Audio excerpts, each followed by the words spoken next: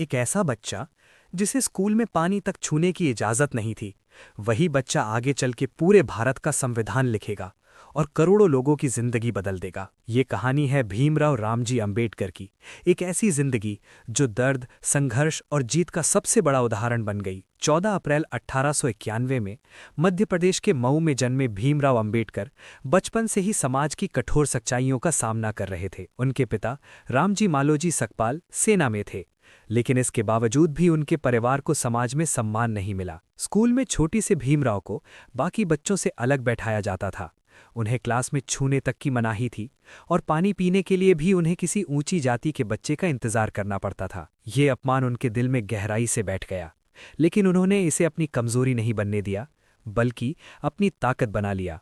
धीरे धीरे समय बीतता गया और कठिनाइयों के बीच भी उनकी पढ़ाई जारी रही। उन्होंने मुंबई के एल्फिंस्टन कॉलेज में दाखिला लिया, जो उनके समाज के लिए एक ऐतिहासिक पल था, क्योंकि उस समय इतनी ऊंचाई तक पहुंचना लगभग नामुमकिन माना जाता था। लेकिन अंबेडकर ने यह साबित कर दिया कि अगर इरादा मजबूत हो तो कोई भी रुकावट बड़ी नहीं होती। उनकी प्रतिभा ने उन्हें विदेश तक पहुंचा दिया, जहां उन्होंने कोलंबिया यूनिवर्सिटी और लंदन स्कूल ऑफ इकोनॉमिक्स जैसे विश्व प्रसिद्ध संस्थानों में पढ़ाई की। वहां उन्होंने अर्थशास्त्र, कानून और राजनीति में गहरी समझ हासिल की और दुनिया को करीब से देखा। ये वही इंसान था जिसे कभी स्कूल में बराबरी का हक नहीं मिला था। भारत लौटने के बाद अंबेडकर ने अपने जीवन को सिर्फ अपने लिए नहीं, बल्कि समाज के हर उस व्यक्ति के लिए समर्पित कर दिया जो अन्याय और भेदभाव का शिकार था। उन्होंने छुआछूत के खिलाफ आवाज उठाई, कई आंदोलनों का नेतृत्व किया और समाज में समानता की नींव रखने के लिए हर संभव प्रयास किया। उनकी सोच साफ थी कि जब तक समाज में बराबरी नहीं आएगी, तब तक असली आज़ादी अधूरी रहेगी। उनका हर कदम एक नई क्रांति की ओर बढ़ रहा था।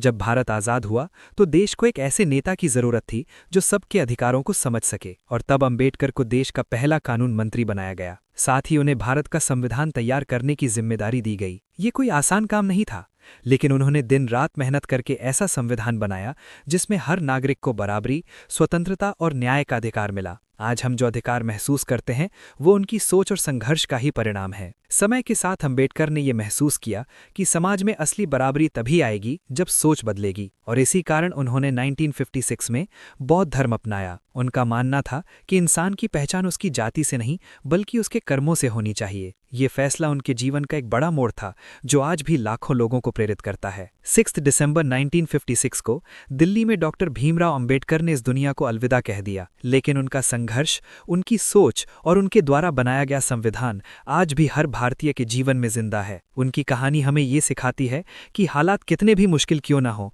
अगर इंसान के इरादे मजबूत हों तो वो इतिहास बदल सकता है, और अंबेडकर ने यही करके दिखाया।